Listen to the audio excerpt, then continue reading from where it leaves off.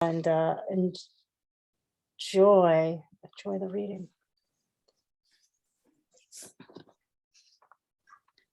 We're live. Well, good afternoon, good evening, good morning,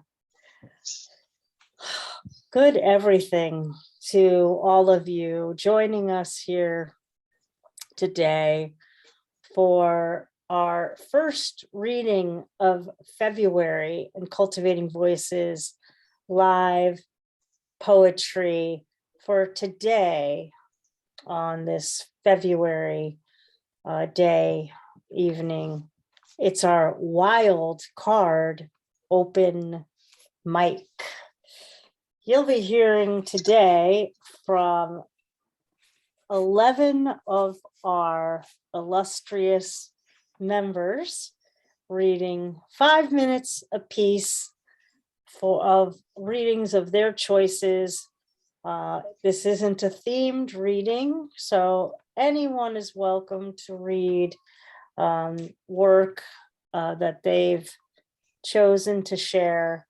We, of course, always ask that you be respectful and mindful of the work that you're reading in terms of the many, many differences that we share, and be respectful of different peoples and different cultures, and in your choices for your readings. And we've heard so many topics and poems of social consciousness over these almost now approaching 2 years. It'll be fully 2 years in March here on Cultivating Voices live poetry. Well, for those of you who may be watching this after the fact, rather than those of you who are joining us live in Zoom and watching on Facebook Live, I'd like to just share a little bit about Cultivating Voices live poetry. Well, first of all, let me just say I'm your host, Sandy Yannone. Glad to be with you today. It's always a pleasure to be in the company of poets from around the world that gather to share their work. And it's a little more poignant for me today because I've had a bit of a break the past couple weeks. So I'm very, very happy to be back in company and community with all of you who've joined us here live in the Zoom room. Well, our group started with our first reading on March 29th of 2020 in response to the global pandemic. And we were a modest Facebook group of about 300 people in those first couple weeks. And now on our Facebook group page, which you can join, we have over 3,500 poets and a number who post regularly about their work and readings and publications, and also support, just in support of poetry in general, across many continents, nationalities, and personal and ideological differences. It's always remarkable to come together in the weekly format that we have here on Cultivating Voices, where we alternate between our live open mic, sometimes themed and sometimes just as today, the Wildcard, and with our new book showcases, which we will be returning to in these upcoming weeks. Well, today, as I mentioned, it is the Wildcard open mic. And wow, the folks that came up today to read, we've got quite a remarkable group here for our listening pleasure. And it is all about the listening and sharing. I'll be introducing each of our member readers, and letting you know who the next reader will be. Apologies ahead of time. With the live open mic, I don't get to practice names before the reading, so I will do my best. And everybody, please enjoy the reading. The chat is live for you to send your love to the readers and your appreciation. And as well, I encourage also the readers to feel free to put links to your books if you have publications, so that folks here listening live may have the opportunity to purchase a few collections in this new year. I also want to acknowledge here in the States, it's February, and in February, we acknowledge, among other things, that it is Black History Month, and I didn't want to go any longer without mentioning that we had an incredible reading last year at the end of the month last year to celebrate and commemorate the many contributions of African-American writers here in the States, and we are looking to put together a similar program for later in the month. So be on the lookout for that. Well, again, today it's our live Wildcard open mic, and so let's let the wildness begin. Our first reader today is our dear friend Giulio Magrini, followed by another dear friend that you've heard many times here on Cultivating Voices, live poetry, Josephine LoRe. So take it away, Giulio. Thanks for being our first reader in the Wildcard live open mic today. Thank you, Sandy. Tender thoughts to you and the Yannone family, and many, many thanks to Kim and Dawn for providing this exquisite nest for poets that is Cultivating Voices. This selection is part of my manuscript called The Color of Dirt, which is going to be published. It's a poem in two parts. It has an introduction. It's called Discovering We Are Extinct. It goes from the general to the specific. Discovering we are extinct.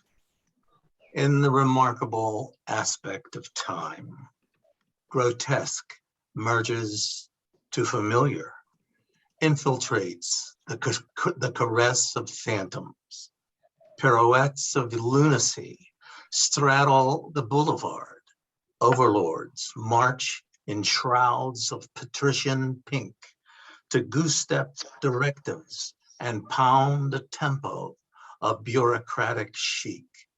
I can hear them chanting in contentment while they pray over me. I chirp my schedule to the numb, dissociated entirety and appreciate that zombies cannot explain my load or advise how to discreetly carry it as I continue to converse with flattened stone. At the very brink of deluge, I am promised anesthesia, temporary abatement from the beatings and slander. A kindred spirit promises that I am all right and whispers, I will never be alone. Discovering we are extinct. I see my rippled image in the diluted lakes of your eyes. Where is the cleansing of salt that intermingled between us? It is occluded inside me, where it preserves my vitals, crystalline and dormant. I become the focusing through the fog. I remember whimpering promises before the bruises and bleeding, but my congealed cadaver is displayed in disarray in a land absent of rainbows. There is no dispensation in a state populated by the dead, where the only legacy is that the obsolete cannot be damaged beyond extinction. We are the undiscovered fossils beneath the steps of the living, dry, bleached, and lifeless. The memories of our bones loiter under the abiding mess, obliged that no one examines the failure of our remains. Thank you, folks.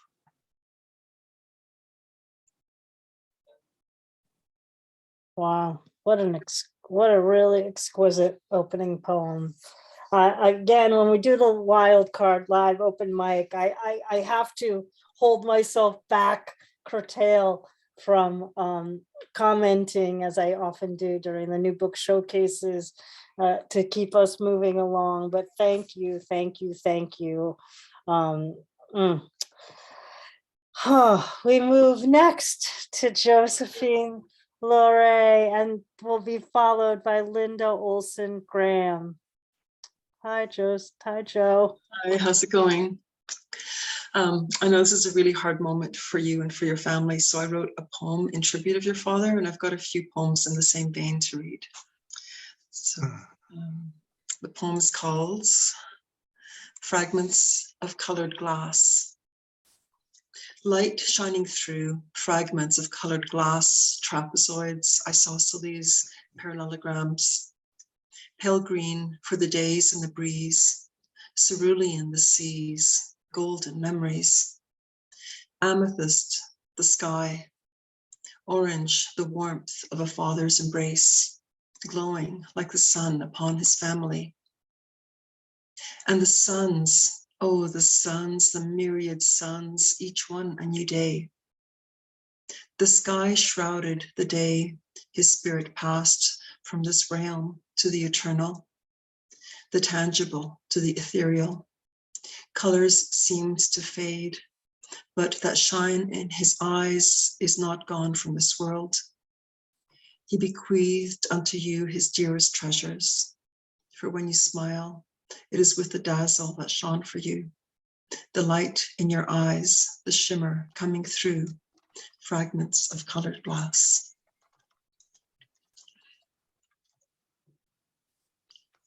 Sandy shared with us a stained glass piece that her father had created, which is just gorgeous.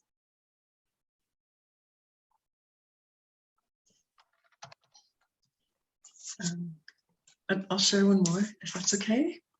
Okay. The last one is a cento, which means the words are not mine. The words are Patrick Lane's from his collection, Washita. And I read Washita after Patrick Lane passed away, and put together this poem called No Trail to the Fragments of Your Hair. No trail to the fragments of your hair. Swans slide on that long river. Iris blades cutting through the last ice on the pond. Maple, their leaves red as spilled blood. The doe's eyes, curious, ask nothing of me. Horned owl meditates upon death on the yard pole. What joy to sing a last song to the moon. In the morning, hummingbirds will line their nests with me. Staring at the water through the fretful wing of a dragonfly. The barren earth is what I want, the coolness there. The deep beyond the gossamer, a bright pebble among discarded shells.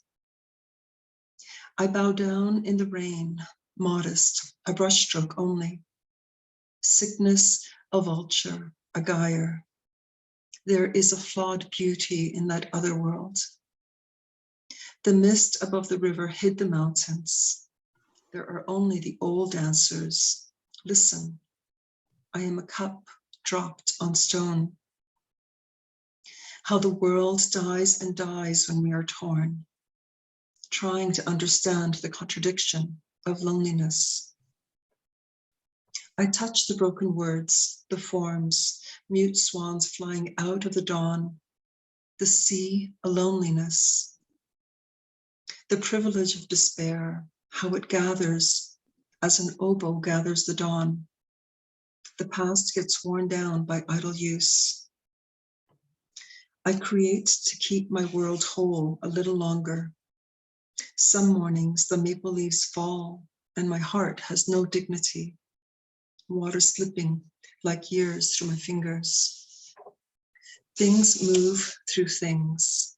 In the desert, lichen eats my father's stone at the speed of stars. The ear of the sleeping cat turned toward quiet with intent. The bronze bell let rest for 50 years. The bronze needing to learn sound before the carved log could strike it. A woman wanting to be seen, not easily but well. The pawn's perfect thoughts. I sharpened my father's axe head. Was I the blade or the stone? It is a terrible wanting, this being alive.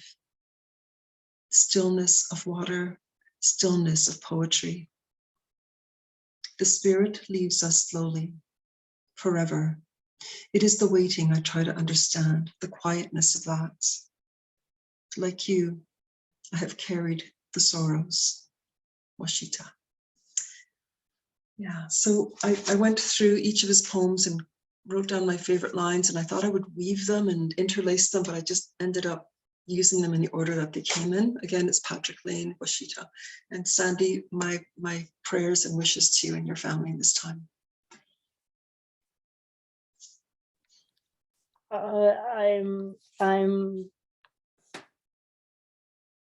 I'm filled with gratitude for both of those poems, actually. For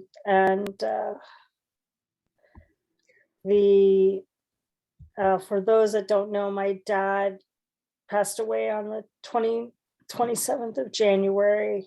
But what's more important for you to know, as you might have heard in Josephine's poem, is that he was a stained glass artist and had a studio for over 40 years here in Connecticut. And you sometimes can see us, my sister and I, post images of his stained glass work. And I've been spending a lot of time in the studio these past couple weeks, just kind of sitting with his work. And in particular, one that's a 3-paned triptych of a panel that he had made only in the past 10 years. That was kind of his tribute to time. And you can kind of see that on my personal Facebook page, if you care to see a little bit of his work. Thank you so much for both of those poems. I love the Patrick Lane poem as well. So, okay, I have to go on. I have to go on. And next, and I'm grateful that I get to move on to welcome Linda Ohlson Graham. Sandy. And then we'll be followed by our dear friend Isaac Cohen. Welcome, Linda. Thanks for being here today. Sandy. Well, I believe there's a very thin veil between spirit and us here. And every time you think of him, your dad will be with you. I mean, it's as close as a heartbeat. You just, when he's in your thoughts, it's just, there he is. So he's not away, he's right there. So I have a piece I haven't shared in a very long time that's one of my favorites, and I thought I would share that today. So, Zen, life is here, life is now. Do it, be it. Wisdom, softening, in our presence. What is it we need to hold up to face the world? Who am I expecting myself to be? We are so blessed by the presence of presence. Time to trust more sense of space, which will allow clarity, make contact, be okay with who we are, center ourselves, make connection, find the space that has clarity and openness, reach a place of settledness and centeredness. Our capacity is to learn how to do that, deepen our sense of being, soften the face, open the heart, learn to trust, start to see the face we bring to everything in the world. Look at it. If it has anxiety, depression, if it has inadequacies that we feel need to be covered up, see, who is this person? These questions are like jewels that we have to savor. Everything is an answer relating to how we relate to the world. Buddhism. Sit on a spacecraft, read poetry, then try to bring that home to places of intensity and potency and expression of my existence. Buddhism suggests start off where it's easy. Notice the obvious mystery of being alive. Carry it forward. Start to see. Remember that we do it our way. Then we have to find a way. Find out what touches our heart. Then look at the teachings. They offer us a map. Every spiritual discipline offers us compassion, patience, etc. Spirituality transcends the tradition. It goes underneath it. Can you imagine what it must be like for a dying person to realize how there's no turning back? Can we be satisfied by the softness of the sheets? Have the blessing of meeting each such experience. Let it be a clue. The world guides us. The contact we're making is where we'll start to see our authentic face. We don't have one single face that face the world or our lives. The occasions when things drop away are real. Turn towards our ordinariness. Have honesty and acknowledge these moments. It's okay to put ourselves in situations where there's growth. So thank you so much.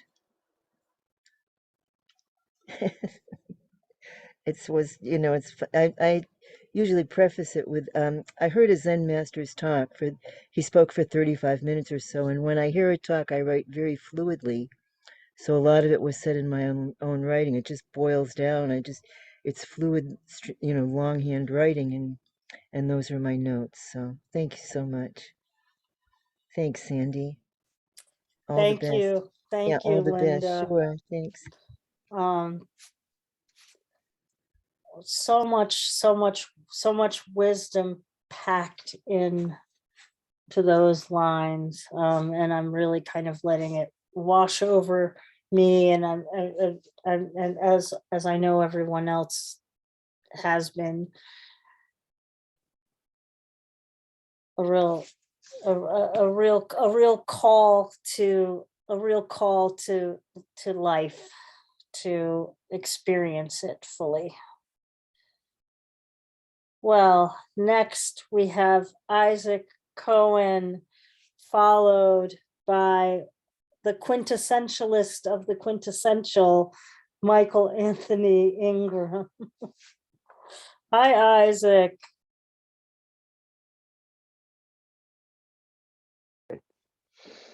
Yes, thank you, Kim. Thank you, Don. My thanks,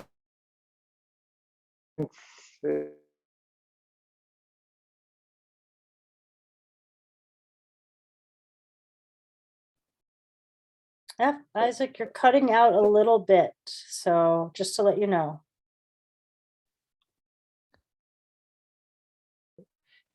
You can try without your video. Sometimes that helps to make your sound clearer. my own float over fireflies. Your face burns the sun when I kiss you. Do you know how it pure love is? Fire! Thank you, Isaac Cohen, Israel. Oy, מה זה? What? Oh. Always wonderful to hear from Isaac Cohen and all those fireflies. Thank you. Oh, all right, my dear friend. I'm glad to be in a room with you today. Folks, if you have not been listening to Quintessential Listening, Michael Anthony Ingram's program, we've featured many folks from Cultivating Voices, Live Poetry, and many, many other exceptional people, exceptional writers. Please, please do. Please do. And Michael, please post for folks. Yeah, and welcome today. Looking forward to hearing your work. And after Michael will be Phil Lynch. All right, again, my name is Michael Anthony Ingram. I do host Quintessential Listening Poetry Online Radio. I'm always seeking guests. Whether you're national or international, it can work. You'll spend an hour discussing and reading your poetry. It's been a great experience. I've interviewed my 200th guest so far. So if you'd like to be a guest, send me a message on Facebook. That's the place to do it. If you'd like to be a guest, send me a message on Facebook. And as I said, national or international, I interviewed someone from Pakistan, the Kashmir district. So you're everywhere. All right. I read these poems in honor of you, Sandy, and your father. I am a spoken word artist. And spoken word poetry is performance art that transcends the written form. So I'd like to share two oral interpretations of my work. The first is titled Wolf. It was an inauspicious day when he decided to unloosen life's leash. His frayed black restraint had become too tight, clawing his bedraggled neck with no regard for the anger or words bottled up in his throat. He couldn't scream, or ask for a release to romp, play, or run free. He couldn't pull and lunge at everything, or heaven forbid, speak to Miss June Jackson, the beaten down young woman who often blushed in his presence. So he packed up his belongings in a brown paper stained bag, opened his unguarded gate, and ran away.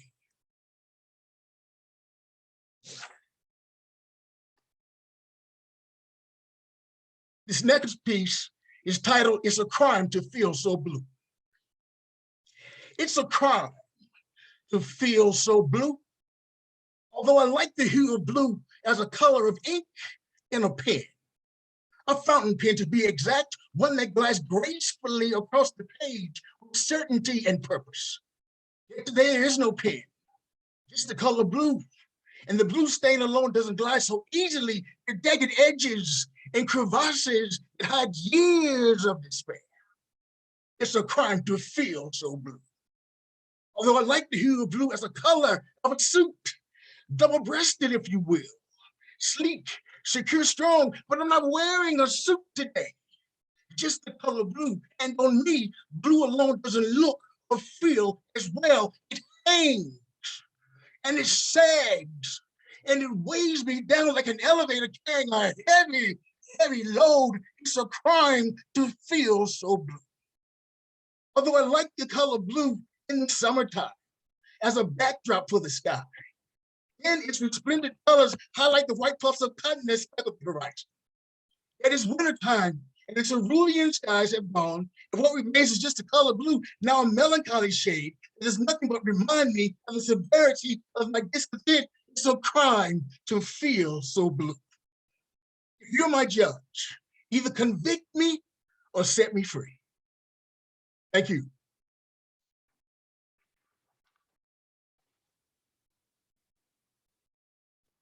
Well, here I am. I'm laughing. It is a crime to feel so blue. Except all the different variations of blue that one can feel. Oh, like that kind of fills me too. Like, the deliciousness of thinking of that. And you know, it's, I will say this, folks, it's humbling to accept the gifts of your condolences to my family at this time. And I know that every single one of us in these squares has experienced a sacred, difficult, charmed passing of a beloved or many beloveds. And so, you know, in the spirit of what is being shared so generously and directed at me, I want to direct it back out to, I want to share it with, it's in the spirit of sharing with all of you as comfort and reminders of your beloveds who have also lived well and crossed that threshold.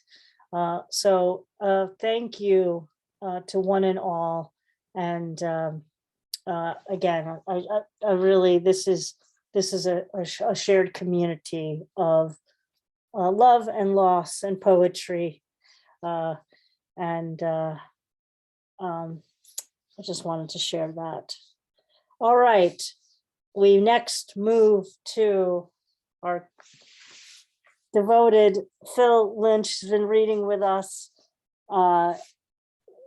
since the earlier days of Cultivating Voices, live poetry, followed by Scott Norman Rosenthal. Thank you. Good to be in your company, Phil. Thank you very much, Sandy. And it's good to be here and sending you warmest thoughts. And indeed, just what you were speaking about was influenced me in selecting the first little piece I'm going to read. It comes from that process that you mentioned, and it's called Dancers. Sometimes they danced the whole night through, not noticing the sun had set, its fire still burning in their hearts, its heat a brand upon their brains. The songs, the poems, the love they shared, with wine till stars get way to dawn, the soundtrack of the decades saved, to be replayed long after when the heat is gone, the dancing done. And then second little piece I'd like to finish with is about a new beginning, I suppose, in a way. I put it up on Facebook for the 1st of February and got, by my standards, quite a good reaction. So I thought I'd share it tonight. It's called Let the New Light In. Pull back the curtain, let in the new light. Pack the dark winter away out of sight. Let new thoughts blossom and grow to full bloom, out with the old ones that darkened the room. Sing a new anthem, let music hold sway, with poems full of hope, begin each new day. Ring bells, raise a cheer, let laughter be loud, lift minds to the sky, disperse the dark cloud. Make love, make it last, dance life round the floor. Spring has come knocking, fling open the door. Thank you very much.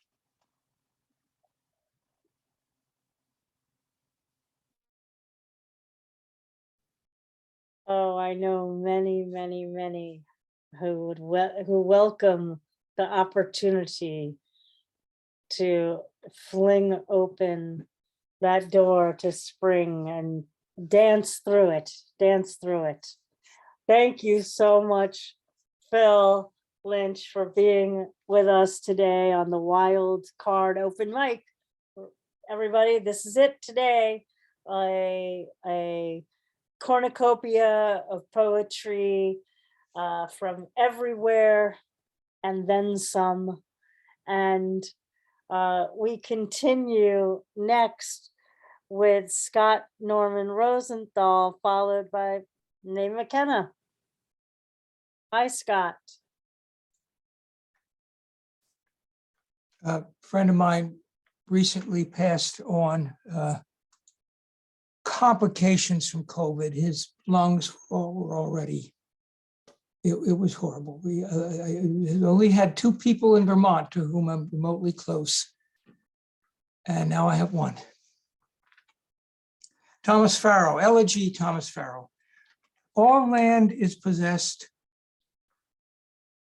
Snakes, foxes, trees, my raccoon neighbor, metal chairs rusting on lawns.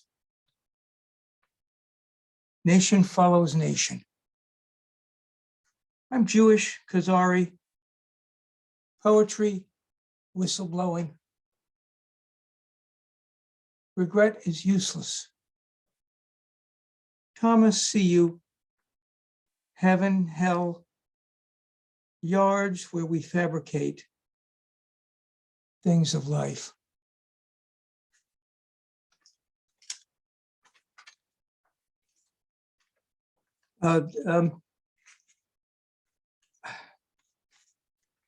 This is for,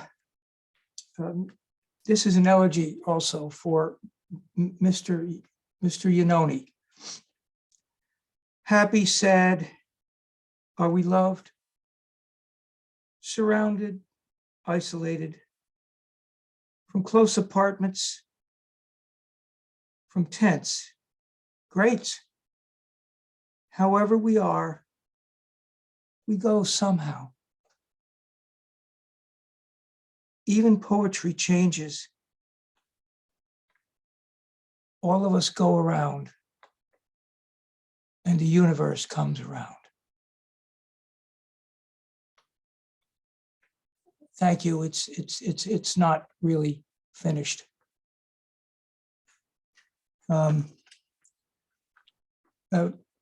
Sandy, I'll be brief. I'm keeping within time. After my father passed, not enough time to explain, but you know, I may be KREZEE, I'm not SDOOPIDD, and something happened that was absolutely paranormal. I know what the word means. You know, they let me learn how to read somehow, which was maybe a tactical error, was less profitable for the system. But my father, you know, made it known to me that he was still around, still cared for me. And sometime maybe I'll make it into a poem and read it here. Thank you.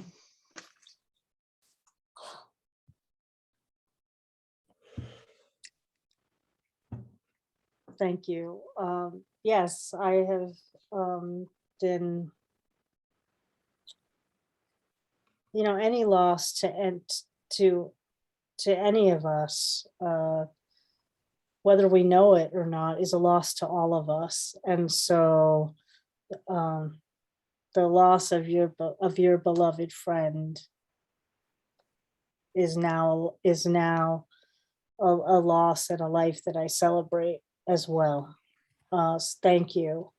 And I will say that I have seen and heard some of the signs that you're alluding to of the paranormal, and those and lest we all look for those and poets are particularly well equipped to accept those signals and notice them and know them. So thank you for that poignant reminder that that is part of our work as poets, is to pull those things from the ethereal and make them palpable and poetic for all to understand. Thank you, Scott. Well, we move next to Maeve McKenna, followed by Stephen Blane. Thank you, Maeve. I'm so glad to have you with us today. Hello, Sandy, and my deepest sympathy to you and your family. And just to say, I will be out in Lizardale in Sligo tomorrow on my usual walk, and I have a particular tree I keep an eye on because he's quite vulnerable, and I chat to it about my father, and I'll be chatting to him tomorrow about your father. Thank you. I was going to read two poems from, I have a debut pamphlet coming out, but I wrote this poem, which was in the recent Skylight 47, and I don't know, I just think it's probably apt for tonight. It's called Leaving, December 3rd, 2020. Today, I buried my father, as well as finding myself lost on the M50, oblivious to direction, heading the wrong way, northbound, with a procession of busy cars packed with people, although a few cars had just one person. But I want to believe every car was full and found its way home, because I am sad to think of the driver, alone in the next lane for several peripheral moments, leaving a graveyard, the coffin carved with the figures of the 12 apostles, lowered, the colossal depth, the green felt mat that couldn't mask the scent of fresh digging, and the undertaker placing a makeshift cover of 2 bouquets of lilies in the shape of hearts over the open grave, the tombstone with space for one more name, the hearse leaving 2 with only 1 driver. We were 5, me driving, my husband front seat passenger, 3 almost grown children, tight, really tight in the back, every single one of them fast asleep. Thank you very much. And the second poem I'll read is from this book that's coming out by Fly on the Wall Poetry or Press on the 18th of February. It's called A Dedication to Drowning. And I'm going to read the last poem in the book. I write a lot about the struggle to write, and it's really is a torture, really, isn't it? Why do we do it? I have no idea, but we do. So this is called Bookmarker. I knew its cost, heaving form agitated on the shelf, the weight and how it would buckle me. Not its thin story or desperate paragraphs that seeped close to the edges of a blunt force ascent into oblivion, or even the perfectly contagious sleekness of its cover in my hands. No, none of this.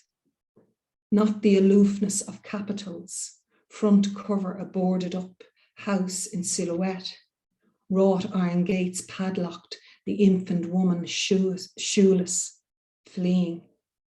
No, none of this nonsense. There is so much pain I yearn for. Paper cuts gather as a sequence of blades slicing against my thumb, eyes magnified, scanning each fitful page. I match words with the voices of panic, counsel truth in self-truth, nurse each sound into obscurity, wait for it to heal, then hurt. Is it by this heart's unbreak the more numbness invades us?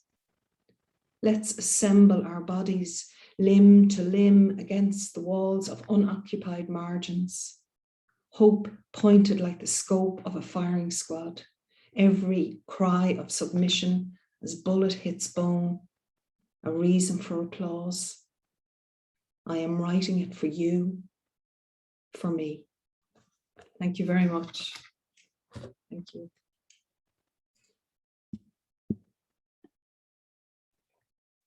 Well, right from the pages of Skylight 47, Maeve McKenna, page 9, the poem is Leaving. And I don't have my thing set on the setting that is allowing you to read it the right way, but there's so many great poems in here by other folks of Cultivating Voices that have read in here. And on this particular issue, which is the spring 2022 issue, there's also on the cover an article about Cultivating Voices live poetry. So if you're in Ireland And even if you're not in Ireland, I encourage you to order a copy of Skylight 47 to get Maeve's incredible poem and to read a little bit about yourselves, because if there's an article written about cultivating live poetry, that's an article written about you. So thank you, everybody. And glad to have a little bit of promo for Skylight 47.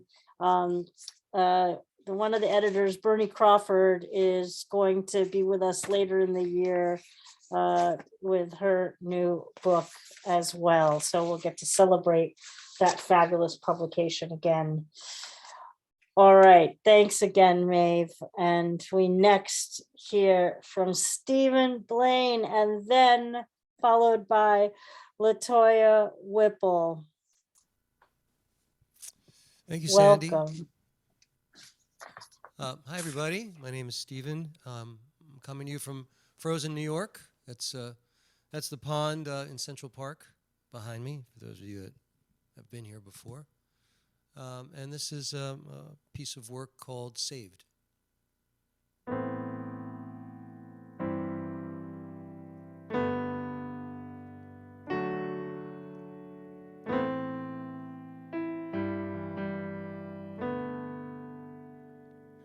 Well, the moon is full and the sky overflows, and there's ice in the trees and the cold wind blows, and my heart still yearns, the bridge still burns, no return.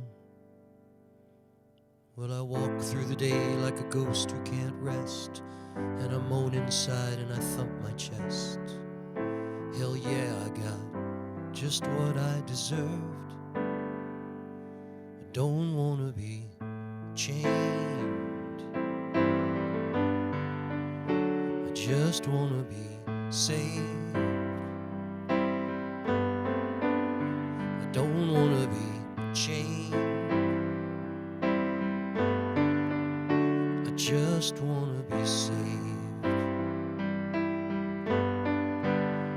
by you.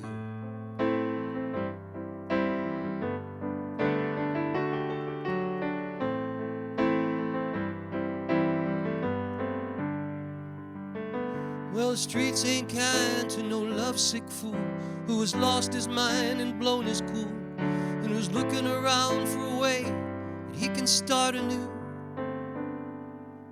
Well, the platform's hot and there's a train on the track, and I'm sweating a lot and then it all goes black, just like the way I used to roll when I loved you.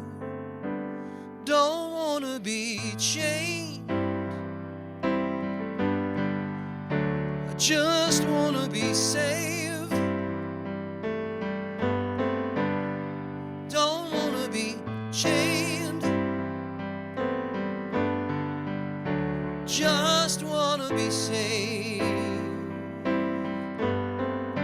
by you.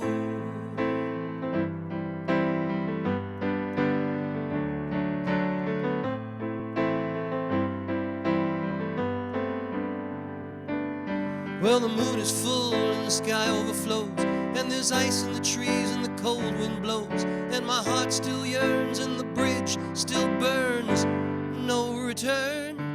Well, I walk through the day like a ghost who can't rest, and I moan inside and I thump my chest. Hell yeah, I got just what I deserve. I don't wanna be chained, I just wanna be saved. I don't wanna be chained, oh no, I just wanna be saved by you.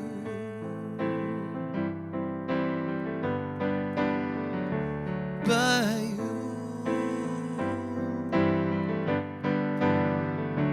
By you.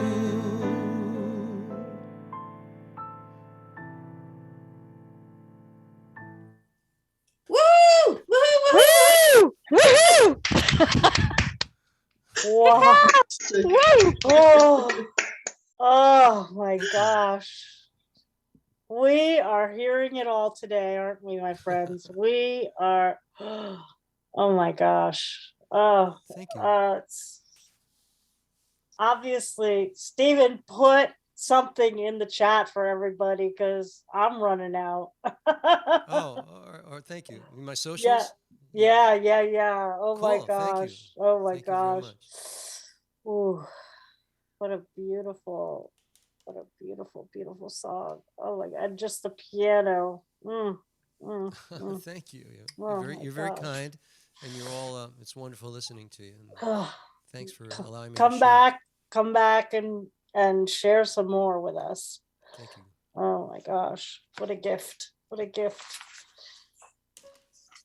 That's Stephen Blane, folks. And again, we're winding down to our last few readers for today, but again, everything has been exactly as it should be today. Everything's been exactly as it should be, and each offering. Well, next we get to hear from LaToiya Whipple, whose new book is coming out shortly. Shortly. I haven't been given an exact date yet. And we will be hoping to also feature you in a new book showcase sometime this year as well. So congratulations, and we celebrate with you. And then we will move to Lori DeRosiers. So thanks, LaToiya. It's so great to have you with us. Thank you respectfully. Good afternoon, everyone. And Sandy, I would like to take this opportunity to express my condolences to you in the passing of your father. And in my selection of my piece for today, I hope that it brings you comfort. The piece is entitled "The Meaning of Question." Questions arise from questions unanswered. Questions enlighten people to new perspectives in life. Questions are composed of issues, matters, and suspicion of the unknown. A question is a term that has always existed and is a term that will never become extinct as long as there is life. Questions are always in style. They are never just considered a fad. They're always popular. Some questions that arise, one wish they would never surface.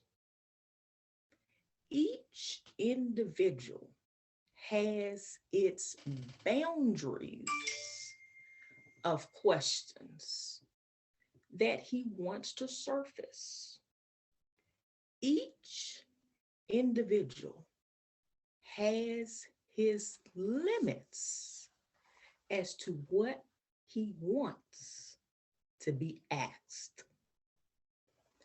Each individual has his restriction areas of various subjects that he refrains.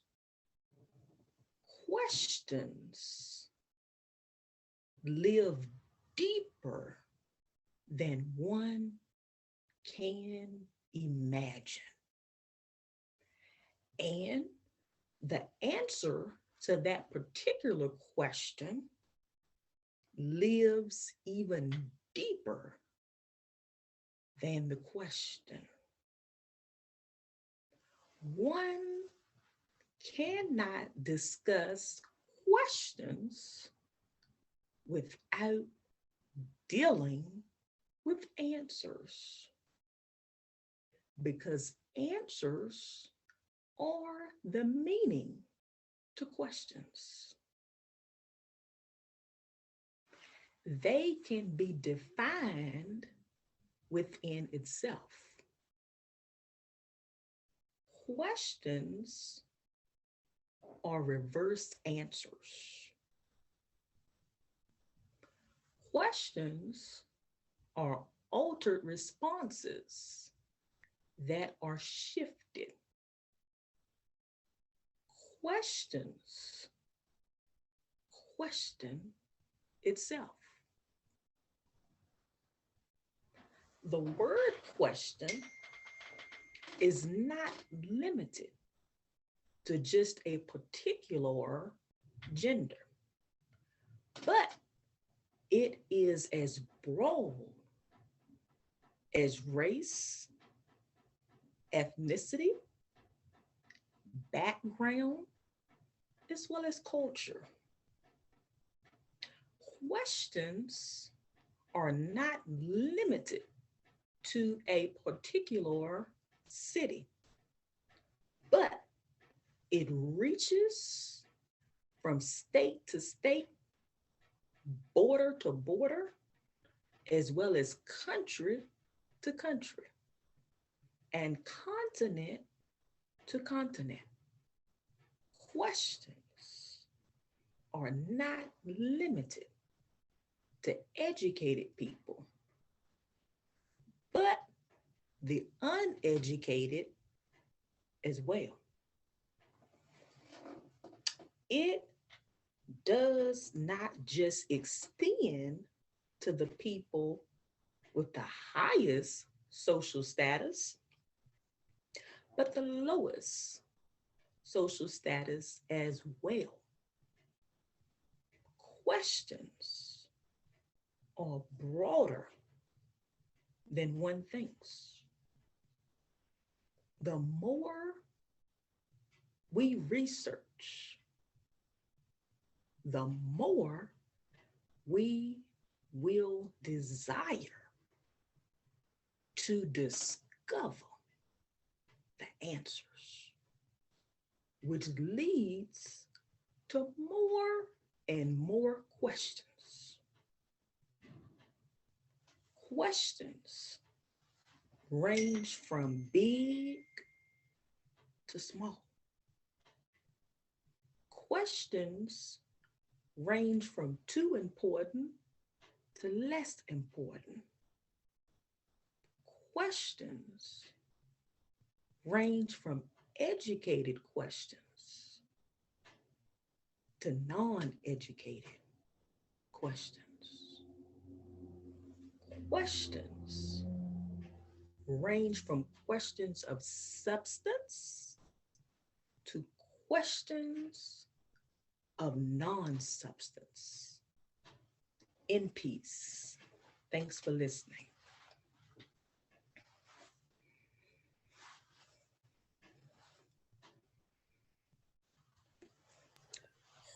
Everybody, LaToiya Whipple with that meditation on questions, which of course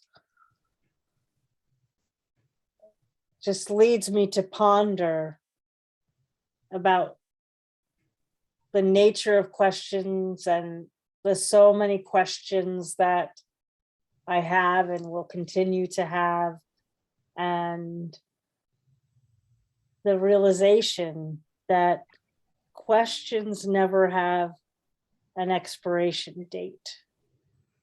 They just continue to foster more questions. Thank you for that poignant reminder of how questions can lead us to, for me, kind of that edge of the divine, as I'm thinking about it.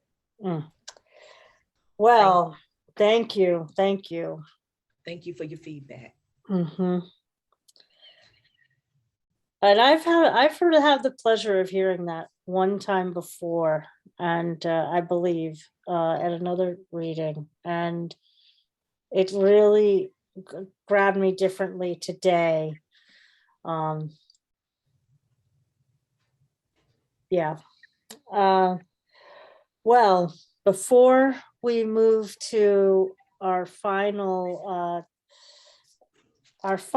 reader for today is our dear friend LaToiya Desrosiers, who's been with us since the early time of Cultivating Voices Live Poetry. I'm always happy when you come back into the room to share more of your poetry with us. We'll hear from LaToiya, and then Kim will close us out today with a recording, I believe, from the poet Marie Howe. Thanks for being with us, LaToiya. It's good to be in your company. Thank you, Sandy, and it's a joy to be here. And my condolences to you and to Beth and your families. I'm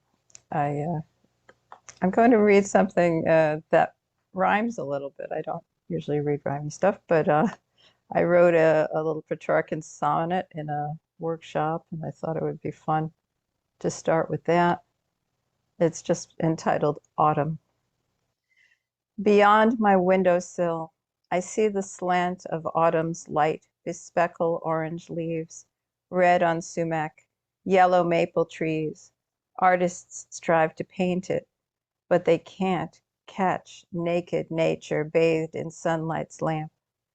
She sends her summer clothes immodestly, she sheds her summer clothes immodestly, allows the wind to shake her branches free, to bear and bend, to rain or snow or freeze. And all the while we worry for the cold. We gather fallen wood to feed our stoves. We huddle for warmth, afraid of growing old, afraid of seasons change, afraid of dying. Our fears obscure our view of autumn's gold. In grief, we choose to hide instead of flying. And this one is a little, it's another piece. Which one am I reading? Oh, this one is called, it's a poem called Ghost Forest. Trees turn white from salt when tides push ocean inland. Trees like bones are bleached, not by sun, but by waves. Ocean laps at doors, inundates our memories. Flowers no longer grow, our gardens turn to salt. Black carbon, white salt, pollution, our legacy. Smoke to ash, ice to water, wood to salt, dust to dust. And this one is for my grandson. It's untitled right now. Sing slowly the music you heard when you were little, and mom would hold you in her lap and rock you, because you were a baby and you needed the rocking. Sing softly the music you heard when you were small with your babies, rock them, because they are so little and need the rocking. Sing sweetly the music you heard when you were little. Hold your grandchild in your lap and rock him, because he is a baby and needs the rocking. We both need the rocking, need the singing. Keep rocking, my love. I pass this down to you. Thank you. New stuff. Oh, that is fantastic. That is fantastic new work. And we've heard you read many, many times. And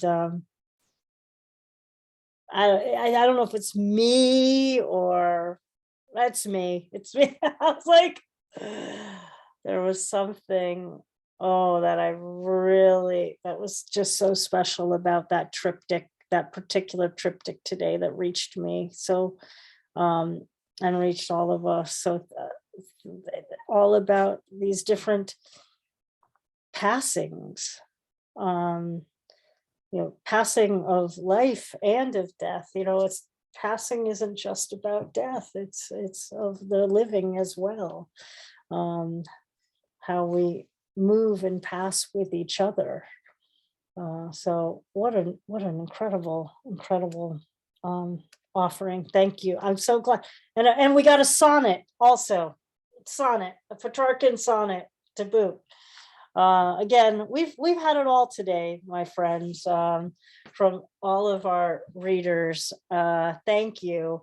I'm gonna turn this over to Kim Ports Parsons for our final offering, and then I'll come back with a couple announcements and acknowledgements for today's reading.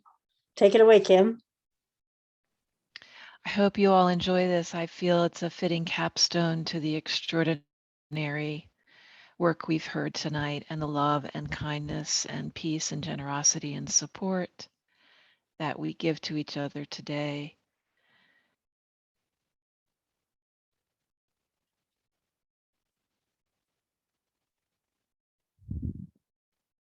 The Singularity, after Stephen Hawking.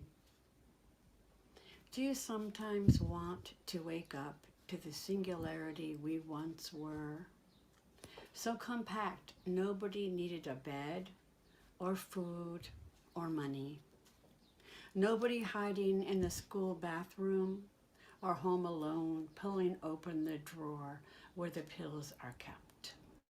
Every atom belonging to me as good belongs to you. Remember, there was no nature, no them, no test to determine if the elephant grieves her calf or if the coral reef feels pain.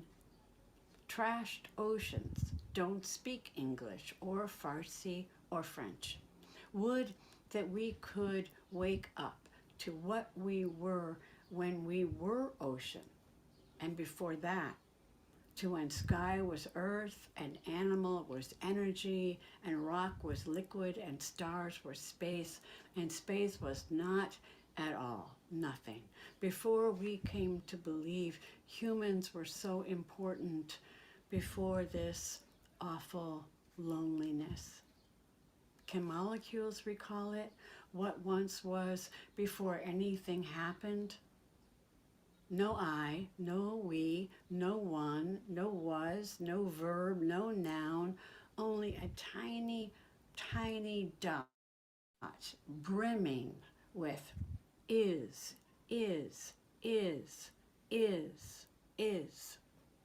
all, everything, home.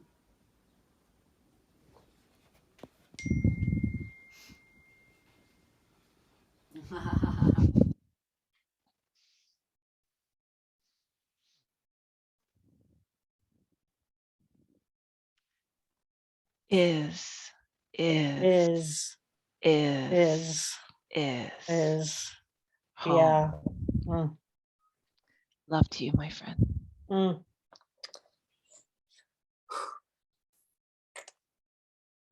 I'll share something with you all. Like, I love Marie Howe. Kim knows that. And some of you in the room may know Marie Howe personally.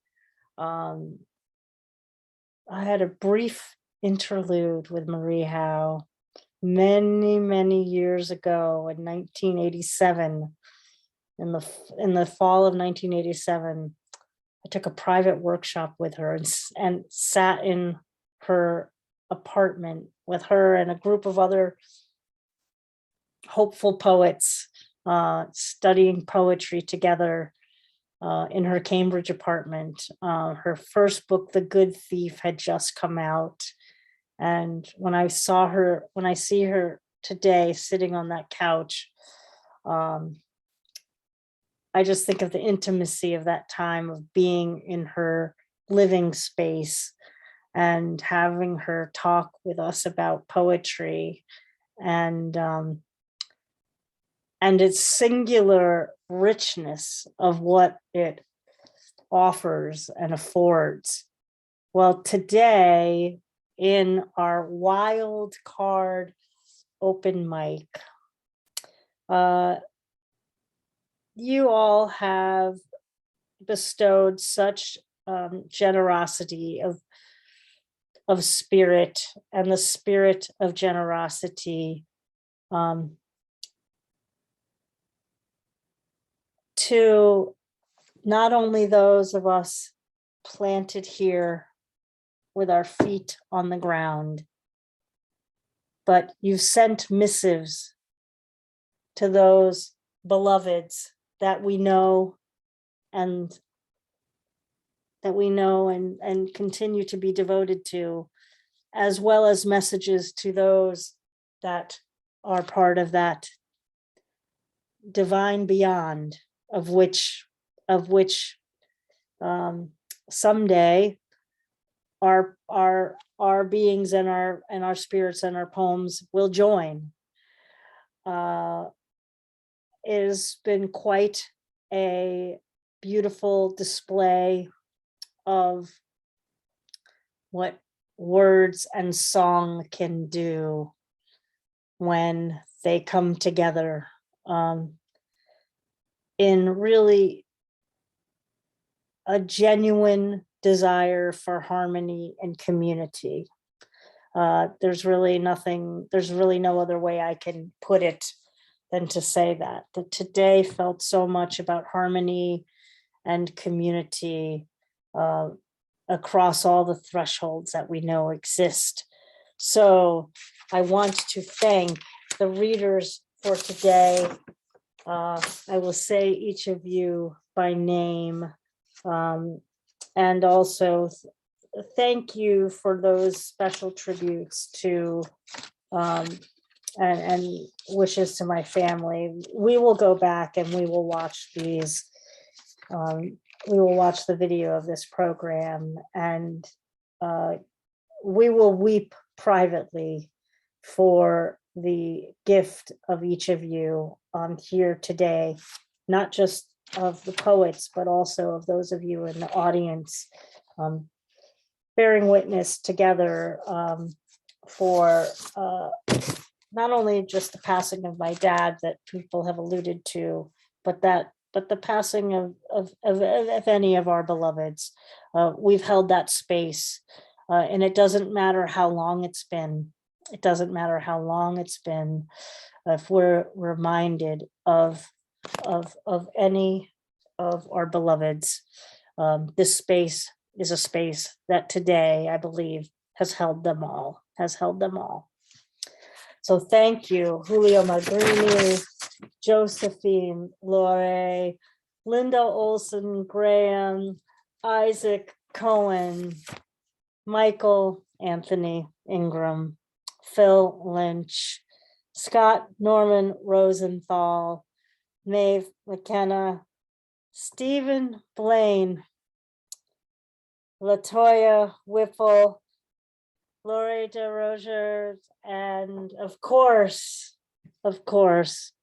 to Kim Ports Parsons for sharing Marie Howe with us. How about we unmute and just show our lift our voices and share some gratitude. Well, thank you. Yeah, Thank Beautifully you. Love from done. Cape Cod. Yeah. Thank you so much. Great to be with everybody. Giving us this place. Big love. Thank you for giving us this place. Yeah. All the best to everyone. What a Thank gift. you. So That good was to be home. Exactly. Kate, hello, Kate. Thank you, all my friends. Hi. Thank you. I sent From Michael a Israel. friend request. Thank you. I was a lost sheep there for a while. Me too. I got booted off Thank for a you. minute. Thank you, Sandy and Don and the Thank people you. who run Yes, this Don. for being honest about what you're doing. Yeah. Beautiful What- music, by the way. Oh my gosh. We Yeah, had that was lovely. exquisite music, That was amazing. Is he still here? exquisite poetry. Perfect. And I hope Stephen is still here to hear this, but maybe he'll go back and listen again and we'll get I think Stephen he's back. gone. So what a gift that, Yeah. what a gift that was. My friends, great. thank you, each of you, for being here. As you know, we took a couple weeks break. We're pretty steadfast in our being here every Sunday with you. We had taken our holiday break, and then I just need a little time. Don and Kim said, yeah, let's kind of stop the presses for a few weeks.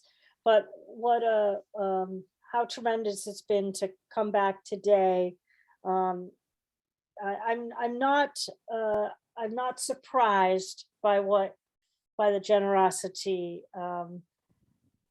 but I am surprised. I didn't expect to return to just so much love in this room today, and I'm so grateful. And again, it's not just for me, it's for every single one of us in the room, and those that can't be in the room with us as well. And that includes our friends that come and read with us from time to time.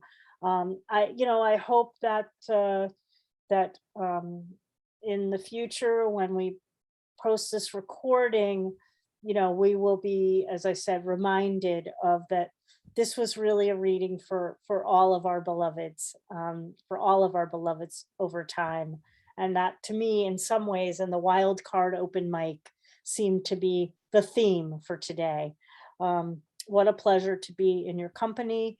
We'll be joining you, of course, again next week with our new book showcase, and coming back with more readings for you every Sunday through the 2022 season, hoping to get those folks that have the new books coming out booked for some of our new book showcases. And just always, as I like to close, I like to remind, I truly like to remind folks that, that the essence of what we do here at Cultivating Voices Live Poetry is as much about the listening to each other, because our humanity truly depends on that action, that act and action of listening. And has that been a beautiful display today? So I thank Don and Kim for doing all the behind the scenes work to support the space. And I thank each of you for your contributions to this space today, but also in perpetuity as we share things on Facebook as well during the week, which I haven't been on Facebook much at all, but just getting back to it and seeing that, of course, the river of poetry continues to flow as it always will. So thanks for your remarkable work. Thanks for your remarkable beings. Please continue to take very good care of yourselves and very good care of your beloveds. And one of the best ways that y'all can do that is to keep writing those miracles of poems that you come and share with us week after week after week here on Cultivating Voices Live Poetry. Well, for today, I'm your host, Sandy Yannone. I'm so happy to have spent some time with you, and I look forward to our next time together. And I'm probably going to go and grab my mom and listen to the show all over again as soon as it gets posted. So I'll get to see your wonderful faces and hear your fabulous voices all over again very shortly, and take more of it in. Have a great week, everyone. And again, thank you so much for being here on our Sunday program today.